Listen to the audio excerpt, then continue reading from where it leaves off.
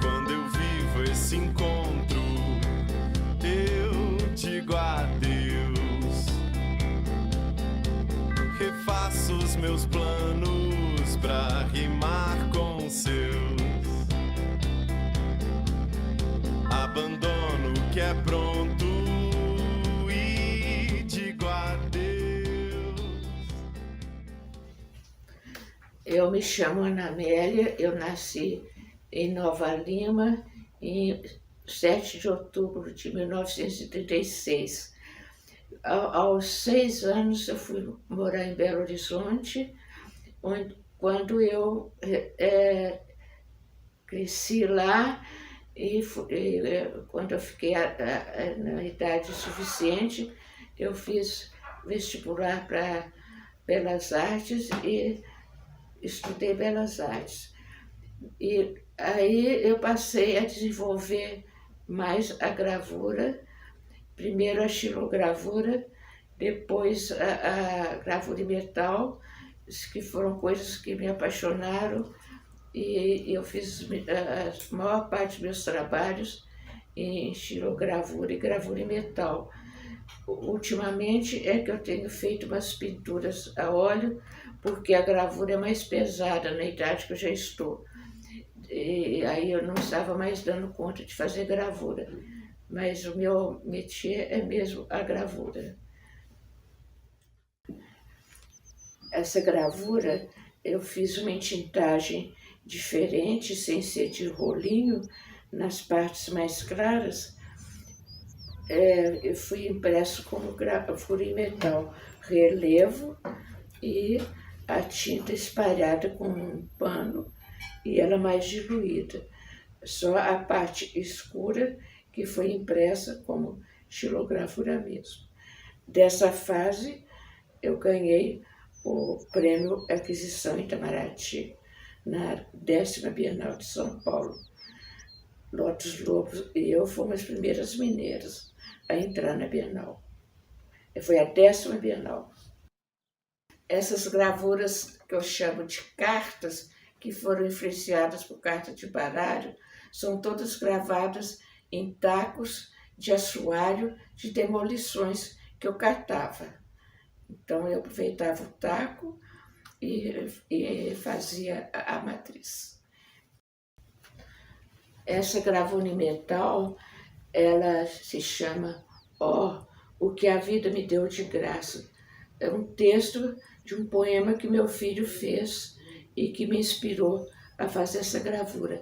Ela tem água tinta e verniz mole, então dá muitos efeitos bonitos no verniz mole e na água tinta, com vários grãos. E eu gostava muito de fazer esse tipo de trabalho.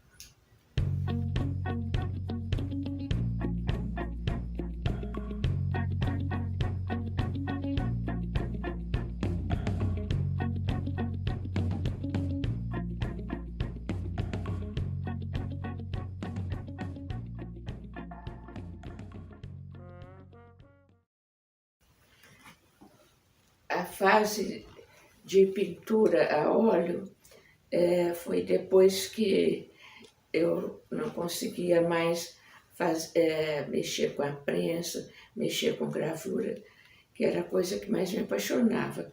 Então eu comecei a fazer pintura a óleo e comecei a me inspirar nos mapas. Então aí é uma cartografia ingênua de Ouro Preto. E quando eu mudei para Ouro Preto, Nelo Nuno também é pintor, né? E nós fomos muito procurados por pessoas que queriam ver se a gente dava aula de pintura, se a gente restaurava objetos. E naquela época realmente as pessoas se interessavam bastante por pintura. Então muitas pessoas procuravam a gente e eu tive a ideia, conversei com o Nelo e falei, Nelo, a gente podia criar uma escola de arte, porque essas pessoas todas estão procurando e a gente podia começar com uma turminha de crianças. E aí a gente conseguiu que o Murilo Rubião emprestasse a casa que a Fundação de Arte tinha, uma casa que a Fundação de Arte tinha ganho aqui do Estado, né? Que era o antigo Asilo dos Velhos e que estava precisando de restaurar. E a gente pediu emprestado para começar um curso, uma escolinha de arte lá.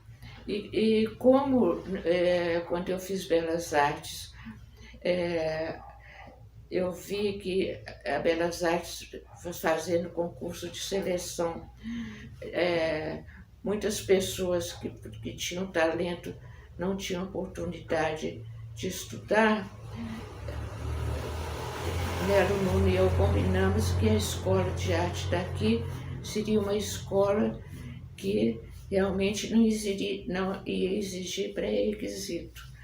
Então, que podia aceitar, tendo vaga, era preenchido pelas pessoas que chegassem e não por seleção, para não deixar gente por fora que tivesse talento, mas não tivesse um estudo. E isso eu acho que foi a coisa melhor que teve na escola, porque, na verdade, ficou assim um pouco difícil para o professor criar o interesse tanto no iniciante quanto no aquele que já tinha feito arquitetura, já tinha feito filosofia, feito outros cursos e entraram na escola. Mas aí a gente conseguiu, então, ao mesmo tempo que tinha pessoas que já tinham feito cursos universitários e queriam fazer esse curso de arte, ao lado de cozinheira, pedreiro, qualquer coisa assim. E isso eu acho que foi a maior qualidade que teve a escola, porque, como se diz, a gente aprende muito com o povo, com a filosofia deles, com a maneira de ver deles. E eles aprendem com a gente. Tem até uma frase bonita que eu conheço que fala por que o mar é grande. O mar é grande por quê? Porque se coloca um pouco abaixo do nível dos rios a fim de recebê-los. Então eu acho que foi essa filosofia que a gente teve na escola de arte.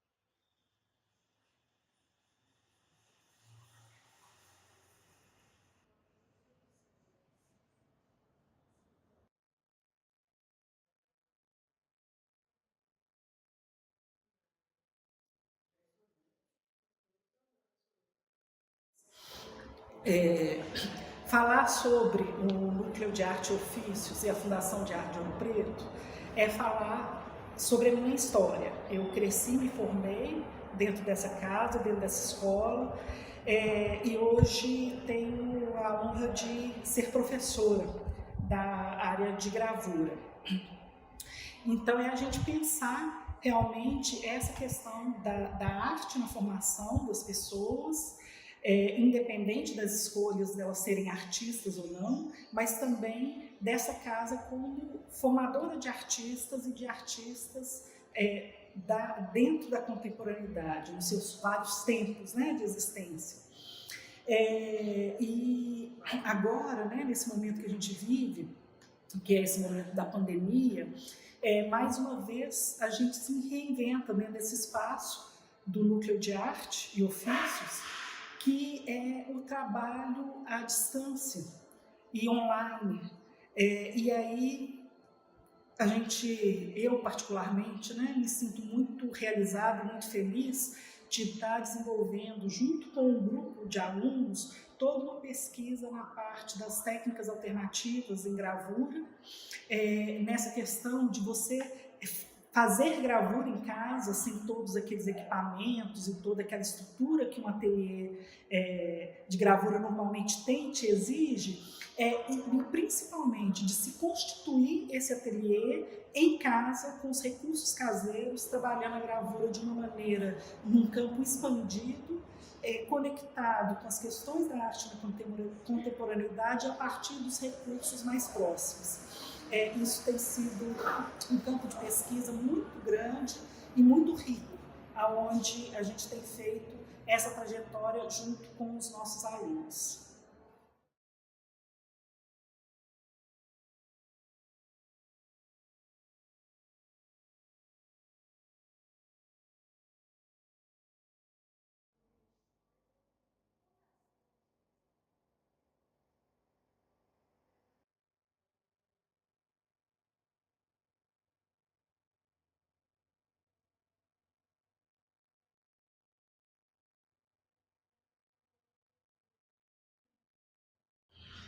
O Núcleo de Arte e Ofícios é um dos núcleos formadores da Escola de Arte Rodrigo Belo Franco de Andrade, da Fundação de Arte de Rio Preto, a FAOP. A gente tem por missão a formação do ser humano crítico, reflexivo, criativo e transformador a partir do exercício da prática artística como expressão, linguagem, investigação e modo de vida. A gente entende a arte como educação e a educação como arte. E somos, em Ouro Preto, o espaço institucional dedicado às artes plásticas e visuais em sua pesquisa e produção contemporânea. O Núcleo de Arte reúne em sua sede os ateliês, os vários ateliês das diversas linguagens, desenho, pintura, cerâmica, gravura em suas várias técnicas, além de cursos voltados para a parte teórica da história da arte, das linguagens artísticas contemporâneas, panorama da arte no Brasil, cursos de violão, musicalização, audiovisual, e a gente atende ao público a partir de 6 anos de idade, crianças, jovens e adultos, em tempos presenciais nos 3 turnos, e estamos no momento nas aulas online, atendendo alunos de todo o Brasil. Nessa exposição, vocês puderam ver aqui na Galeria de Arte Nelo, na sede da FAOP do Rosário, a gente reúne obras de alunos, ex-alunos, professores e ex-professores do Núcleo de Arte, que mostram com seus trabalhos um pouco das diversas técnicas exploradas nos cursos, nos ateliês, nas aulas do Núcleo de Arte e Ofícios. O Núcleo oferece também as oficinas de ofícios, como o bordado, a encadernação, a estamparia e o mosaico, e desenvolve uma série de atividades de extensão que ampliam o nosso raio de ação para outras comunidades, outros distritos e outras cidades.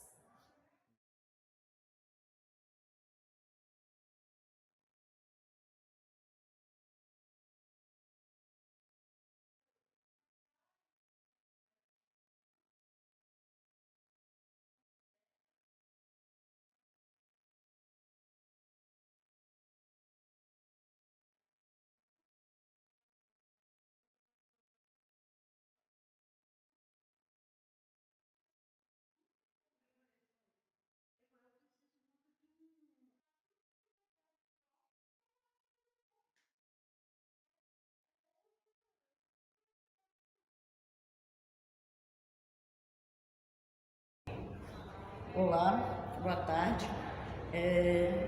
O Núcleo de Artes e Ofícios da Fundação de Arte de Ouro Preto, a FAOP, é uma instituição que visa trabalhar a arte no município e também no Brasil em geral, né?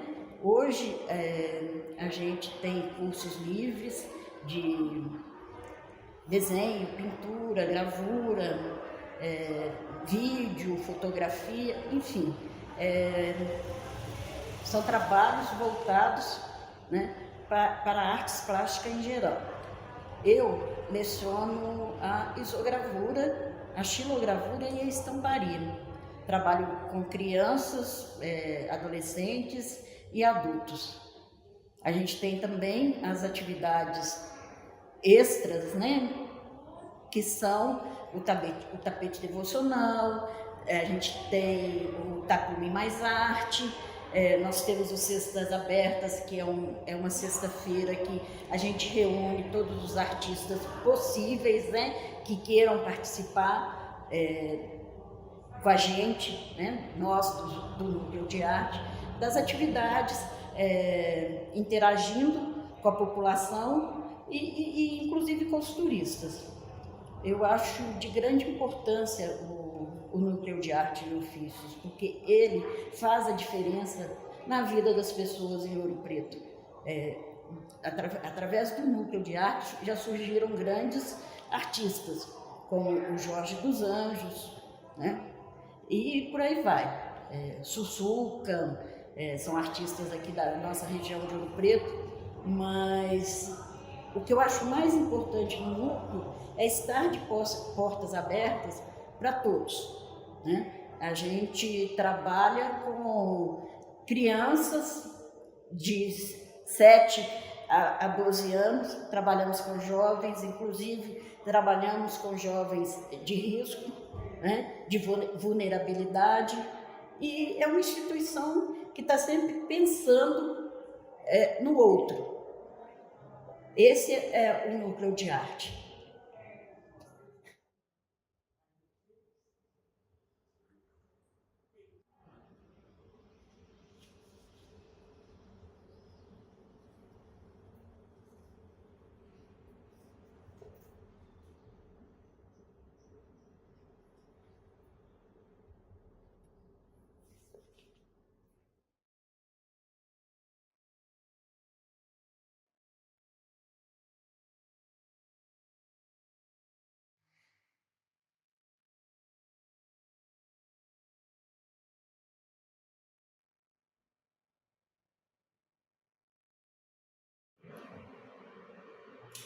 O Núcleo de Arte ele tem o compromisso de levar, né, a arte até as comunidades, as escolas, com as ações educativas que geralmente são executadas, né, entre levar esse ensino à escola, né, de arte, trazer esses alunos até levar em museus, em galerias e trabalhar por exemplo, as exposições que a gente tem aqui na Galeria de Arte Nero, as ações educativas elas são muito formadoras, né, de transformação de crianças, de adolescentes, a questão da arte popular que a gente também leva até as escolas.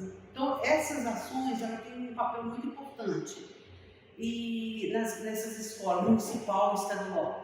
E também nas comunidades, com os projetos de sustentabilidade, né? O bordado, cerâmica, fotografia, né? Então essas ações nas comunidades, elas são importantes demais para o crescimento, para o desenvolvimento cultural dessas pessoas, né? Que geralmente estão ali naquele local e não tem essa flexibilidade de sair e ir ao encontro, né? Então a gente leva a arte até eles. Esse eu acho que é um compromisso muito importante e é muito gratificante, né, para a comunidade e para um todo, e principalmente para a fundação, né, como um todo. Eu já executei já trabalhei com várias disciplinas, né, como objetos, né, instalações, pintura, curso de pintura, curso de bordado. Então, já ministrei vários cursos, né, nesse sentido. E isso. Então, esse compromisso do Núcleo de Arte, ele é muito importante para a comunidade de Ouro Preto.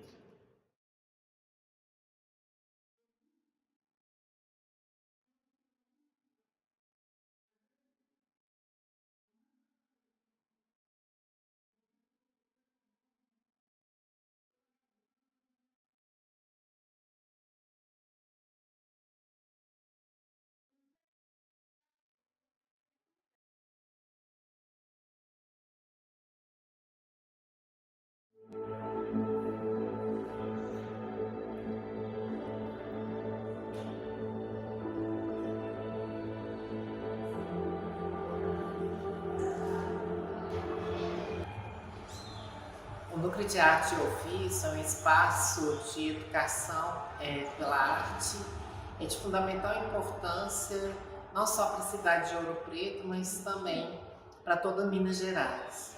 Tive a oportunidade de fazer a minha formação inicial no Núcleo de Arte e Ofícios e hoje eu tenho a oportunidade de ser professor de desenho e do panorama das artes visuais no Brasil.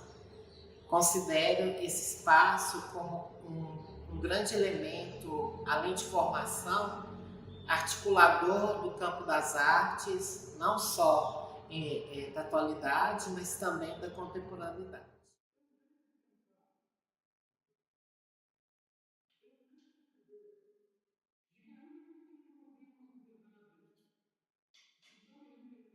Para início de conversa, eu acho legal contar uma historinha. Há poucos dias atrás, andando pela rua, eu percebi um senhor e um garotinho bem pequeno, olhando para um cartaz todo colorido, muito bonito, grudado em uma parede. E eles estavam os dois olhando para aquilo e isso me chamou muita atenção. Eu fui ver o que era. E eu vi que era um cartaz assim, cheio de cores. E existia uma pessoa com uma máquina fotográfica mirando a pessoa que estava olhando para o cartaz. E nesse momento, o homem olhou para o garoto pequeno e disse assim: isso é arte, né? A gente não entende muito bem, mas é muito bonito de ver. Nesse momento, eu pensei o quanto os cursos de fotografia e de vídeo, eles facultam justamente isso. Buscam chegar à comunidade por meio de estratégias e de processos e métodos que são muito próximos ao cotidiano de cada um. Então, dentro desses cursos, eu viso estar ali facilitando, tentando descomplexificar os conteúdos, as reflexões, utilizando de aspectos inseridos no fluxo da vida de cada um. O trabalho com as teorias multimídias e o audiovisual em si, ele é muito abrangente quando a gente pensa ele dentro do campo da arte contemporânea. Então, justamente por isso é necessário que a gente possa pegar situações, aspectos que estão ligados ao cotidiano da comunidade. Nesse sentido, nós valorizamos ações educativas e principalmente formação de público, para que a gente possa gerar novos leitores dessa arte que é tão complicada, mas é bonita de se ver.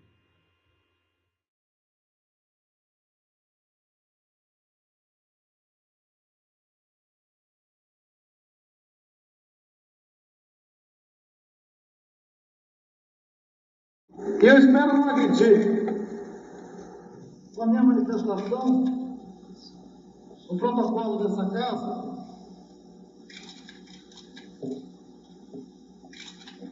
mas eu acredito que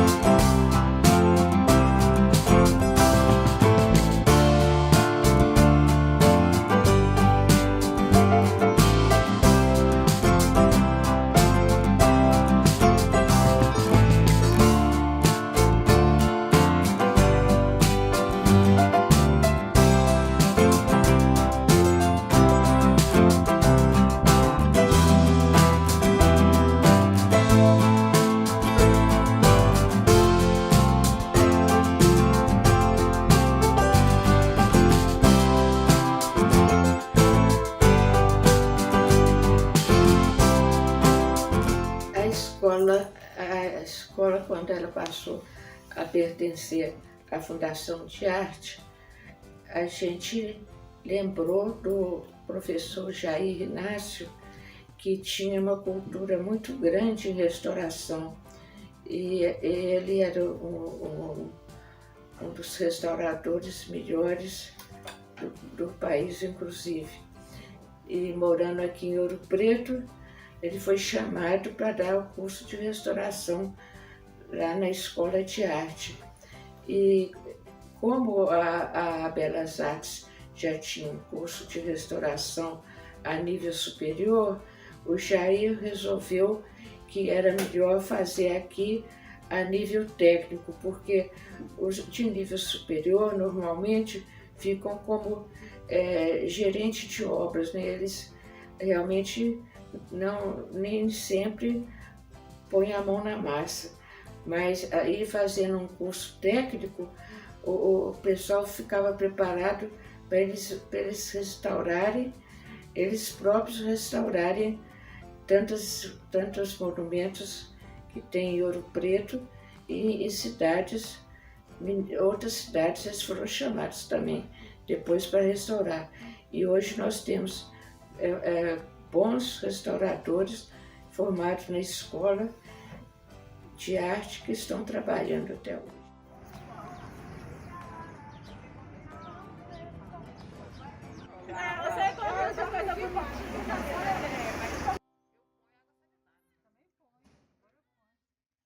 Meu nome é Roberta, eu sou técnica em conservação e restauro, trabalho na Fundação de Arte de Ouro Preto, onde atualmente eu sou coordenadora do Núcleo de Conservação e Restauro.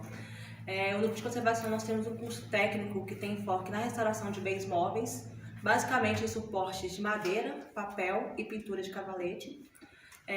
Todas as obras que são restauradas aqui é um contato com as comunidades, né, de perto de Ouro Preto mesmo, de outros municípios.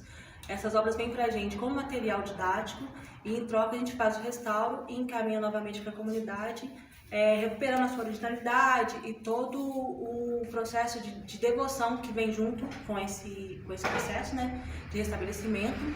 E aqui nós temos uma das obras, né, que foram um processo de restauro feito com os alunos com material didático, que é uma obra da cidade do Cerro, é um Cristo crucificado, ele já está em fase de finalização, né, já está quase próximo de terminar para ser enviado novamente para a comunidade e dessa forma mantê-lo, né, por mais um longo tempo estabilizado. Bom, dentro dos procedimentos de conservação e restauro, aqui no caso seriam as pinturas de cavalete. São várias etapas. Essas aqui, no caso, são pinturas que elas já passaram por um processo de desmonte, né? E agora elas vão passar para o processo seguinte, que seria o de limpeza. Algumas, por exemplo, essas duas aqui, elas ainda estão no processo ainda de remoção de verniz oxidado, por isso, assim, elas estão um pouco mal amadurecidas. Essa aqui, ela está com um adesivo, né, que foi aplicado por cima dela. Então está sendo feito o teste para poder fazer a remoção desse adesivo. Está sendo usado vários tipos de solvente para ver qual que seria o mais adequado para conseguir tirar sem que danifique toda a pintura mesmo, toda a policromia e restabelecer o máximo da originalidade possível. Depois de todo esse processo de limpeza, vai ser feita uma restabilização, né, que é um rentelamento do tecido, que é o material utilizado para poder fazer a pintura, para reforçar esse tecido e elas depois poderem voltar para o bastidor delas, o original. E no caso dessas duas aqui, elas têm uma moldura e vai ser colocado novamente na moldura. E então, seria esses processos, né? Nem todas elas passam por todos esses processos, mas no caso dessas três, elas estão nesse nível de procedimento. Meu nome é Elisângela Figueiredo, sou professora de escultura em madeira policromada.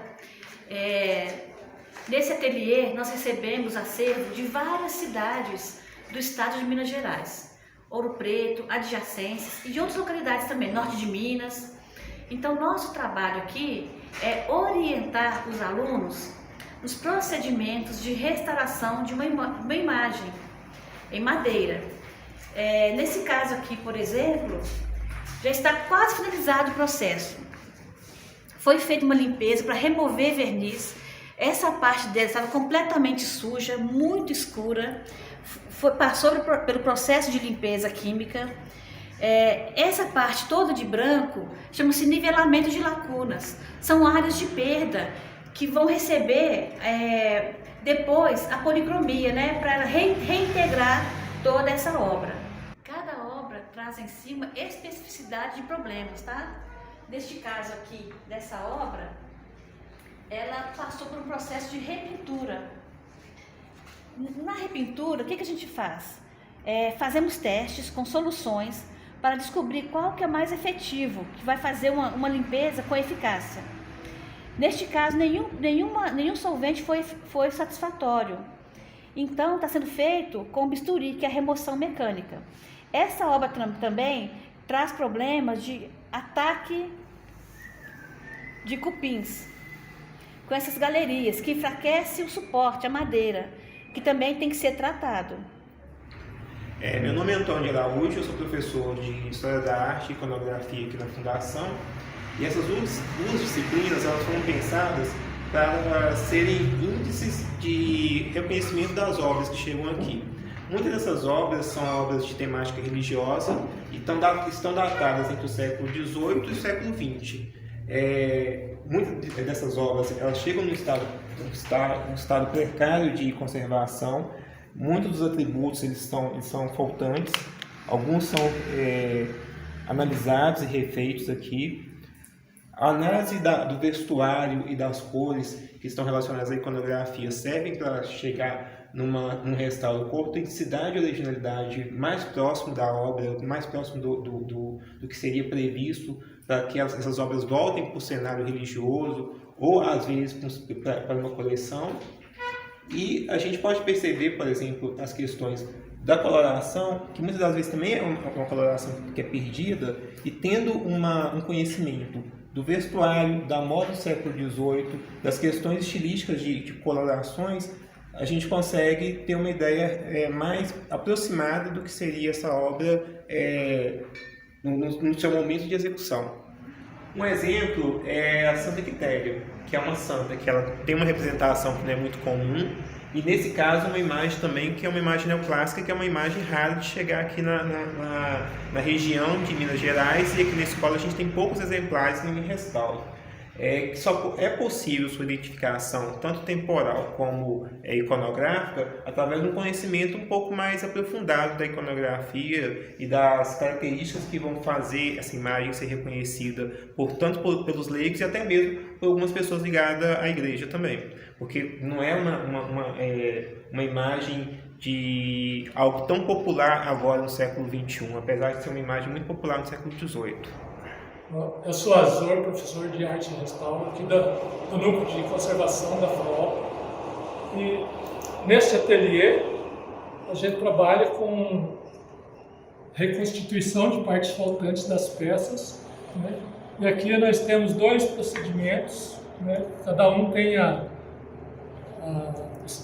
atende a uma situação específica.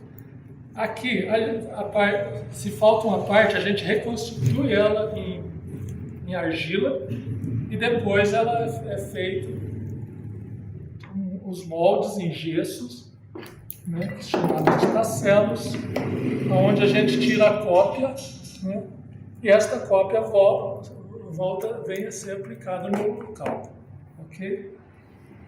Para atender casos mais especiais, a gente trabalha também com a questão do silicone, que o silicone é um material flexível, né, onde a gente produz o molde e aplica o silicone e tira o molde flexível, que vai atender a certas especificidades. Meu nome é Elisa, eu sou técnica e monitora do Núcleo de Conservação e Restauração. Eu estou aqui para apresentar uma obra que chegou para a gente para processos de restauro. É uma imagem de roca, de vestir. Geralmente ela é vista nas procissões da Semana Santa. É uma Nossa Senhora das Dores. Ela chegou aqui para a gente com muito ataque de cupim, né? Que danificou bastante algumas partes aqui, ó.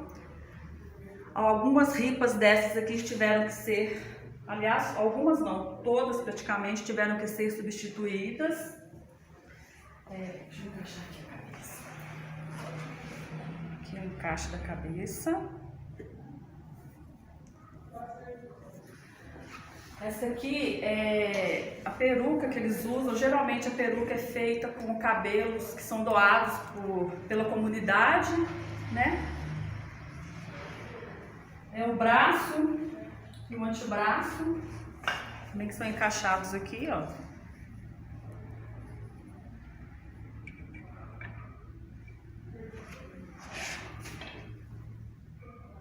Tem as vestes também, isso aqui é uma anágua, né, que antigamente se usava muito.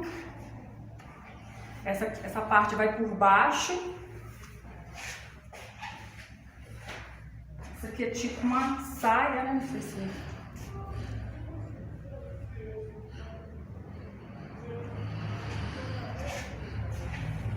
Essa aqui é a parte de cima.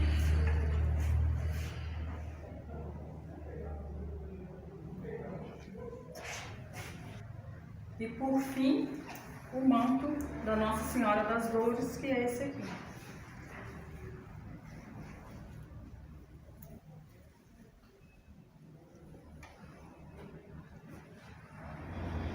Meu nome é Ludmila, esse é o ateliê de papel. A gente trabalha então aqui com suporte de papel em várias formas, né? A gente trabalha com documentos, livros, códices, gravuras, encadernações. O que eu acho interessante desses processos que a gente faz no ateliê de papel é que a maior parte deles a gente faz dentro d'água, mesmo com essa fragilidade que o suporte tem, né? Então a gente faz limpeza química, remoção de sujidades, estabilização da tinta ferrogálica, desacidificação desse suporte. Outro processo que a gente faz também na água, com o auxílio da máquina obturadora de papel, são essas obturações, né? Quando tem perdas no suporte, a gente faz essas obturações. Podem ser feitas manualmente também, caso não seja possível levar na água. E aí, por fim, a gente trabalha também na encadernação, né? Quando a costura está fragilizada, então a gente refaz essa costura, a capa, esse acabamento, né? Essa proteção final e entrega esse acervo restaurado para a comunidade. No caso, essa gravura é um material que a gente trabalha no ateliê de papel, tá? O suporte dela é papel, mas ela é uma impressão, né, de uma imagem de uma via sacra. Ela faz parte de um conjunto de uma via sacra e ela chegou pra gente, né, todo no conjunto. As outras partes, né, do conjunto já foram restauradas. Essa aqui é a última e o suporte dela chegou com perdas, né, algumas perdas. A policromia tá com algumas perdas também. Ela vai passar por todo esse processo de limpeza, né, de recomposição do suporte e recomposição da policromia. Ainda tem uma parte para poder ser restaurada que ainda não veio para a gente, mas vai passar pelo mesmo processo de limpeza, a integração, a estabilização, até elas estarem de fato, né, novamente com a sua integridade, para poder retornar e ser utilizado pela comunidade. Então, dentro disso, os nossos alunos, eles estudam, né, fazem o estudo dentro dos 3 ateliês, que seria papel, né, escultura e pintura.